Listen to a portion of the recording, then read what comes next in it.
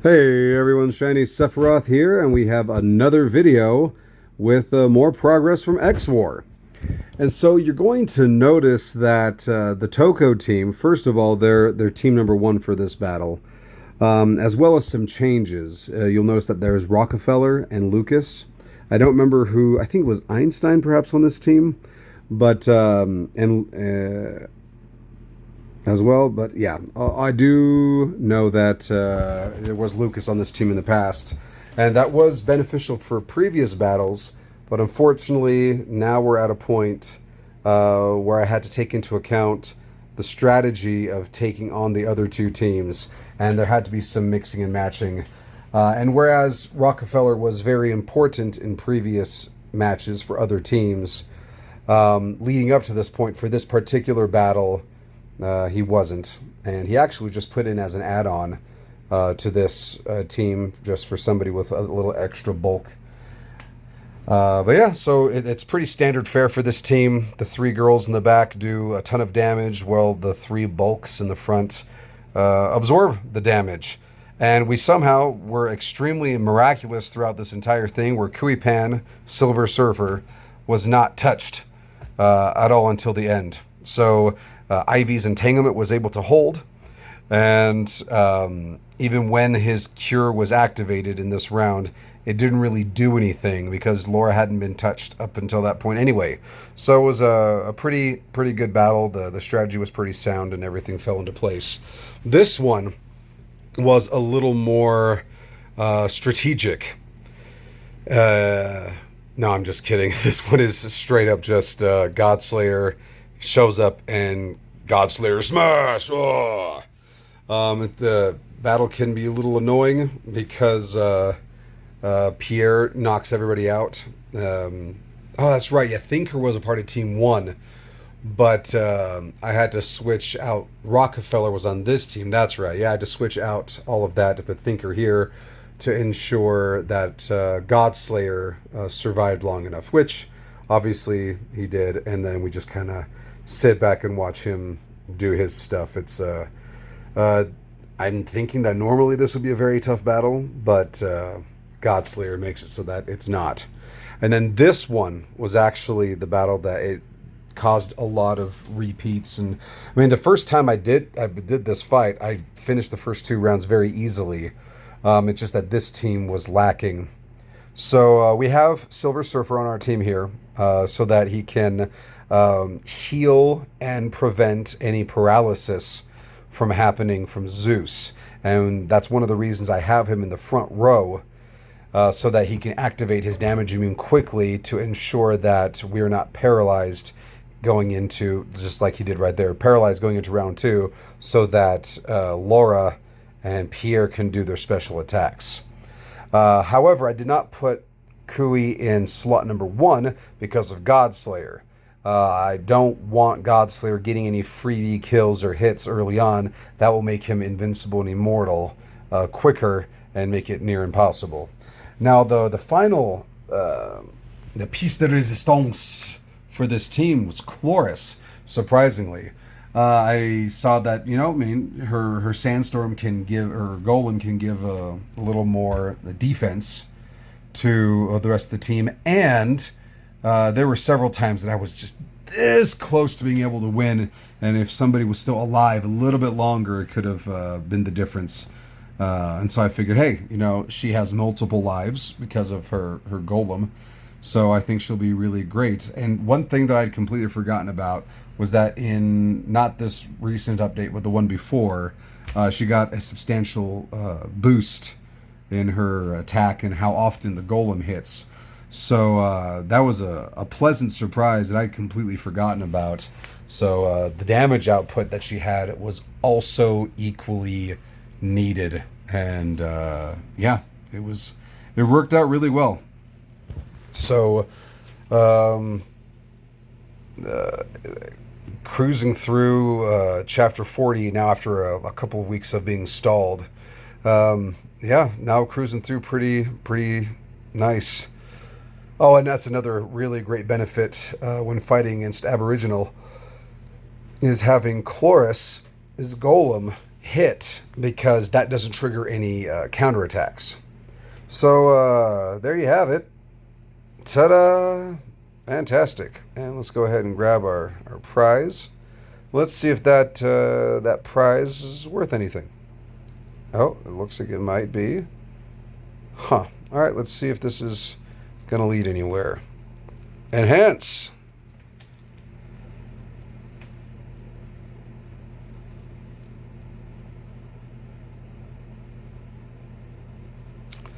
So far, that's just awful. This might be one of the worst pieces of armor or pieces of gear I've ever seen. My heavens. Wow. Wow. Okay. So, maybe a Reforge is gonna net something positive out of this. Reforge, advanced, recast. I think it's funny. They went ahead and they switched recast to Reforge, which, okay, whatever. But then they didn't do it for advanced. All right. Whoop. Okay. It's pretty good, actually, yeah. I could see Groot, Orochi, or Pierre using it. Cool. Yeah, it's decent. It's fine. But, I mean, it wouldn't surpass the one that we crafted the last time we were together. Very excited to eventually evolve this guy. Obviously, we're a ways away from being able to do that. But once we do, then this Pierre is going to be doing really well. Well, a lot better than he is right now. For those of you who don't know, in the character card, one thing that is not taken into account are these special bonuses here. Not like this here, the 18% skill damage that this is giving. That does appear on the card.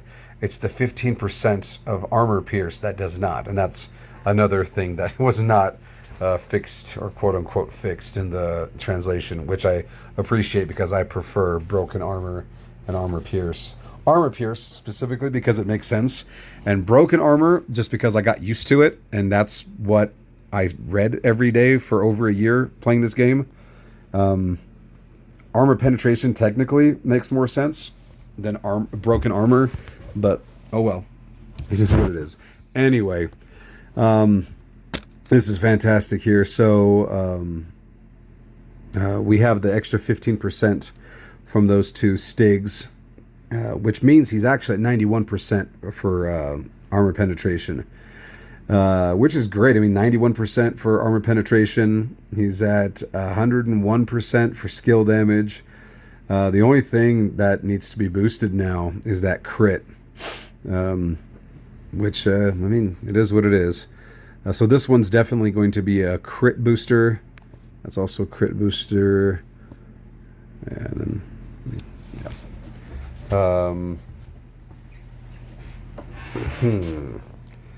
Would it be advantageous to switch that? See if there is anything else that exists that would be better. That increases. I mean, we don't need that extra 1% for skill damage. That's 6.5% increase. No, because we already have 2.5. So his HP is pretty doo-doo. You know what? This might actually be a good swap for him.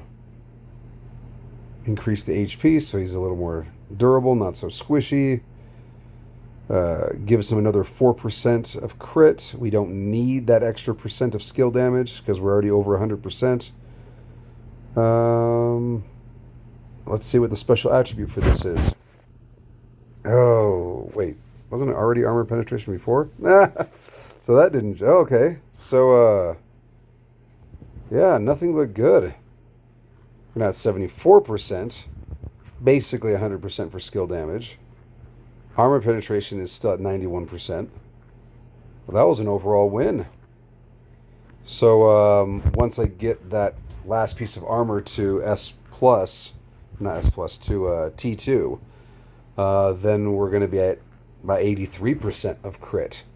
Hey, you know what? We can work with that. That's fantastic.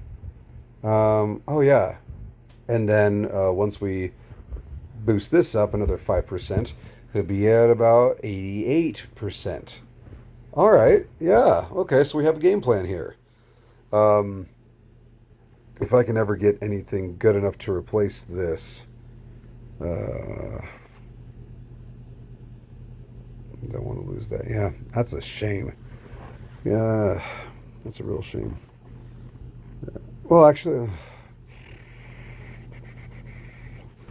so we would lose 6% crit. Yeah, that's too much. That armor, that'd be pretty good for him because he's, like I said, he's squishy. Uh, darn. That's tempting, but losing 6% crit. Hmm. At the same time, we would then be at 30% armor pierce. I don't want to lose that guy, and I don't have anything to replace him with anyway. Is that right? Oh, I guess there's that. I don't want to lose 18% skill damage, though. It's really important for him. That's a shame. Okay, so that's not even an option anyway. But let's pretend that we did have something to replace this with. Then we would be at 30%. That'd be an extra 15% armor pierce, which means I could switch out this, for instance, and do the switch and use up one of those resonance tuners to change it to 6% crit, and it would balance out. Yeah, that's something. Huh. Well, it's not an option anyway, so no reason to think about it. So there's some strategy, some intel into some of the thought processes to make the team. Yeah. So things are going well. Can't complain. I've oh yeah. Some of you who may have been watching, I did finish her attack. She's now maxed out for her attack, and now the next person I'm focusing on is Pierre. I'm focusing on increasing his HP. So long road to go there, but it will eventually happen. And relic wise, I'm working on, like, overall relics. I'm working on getting her to 9 out of 9. Oh yeah, and then need to get him to 31, and then after Forest Dancer's 9 out of 9, I'm gonna work on Pierre getting to 9 out of 9.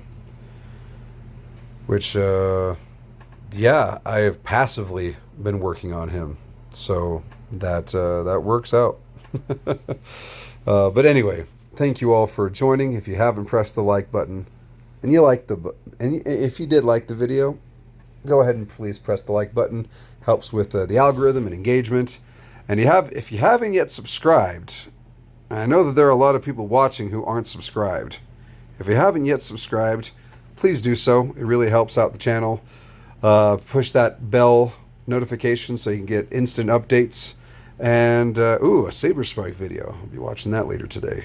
But yeah, thanks a lot for watching, and I'll see you in the next video. Peace.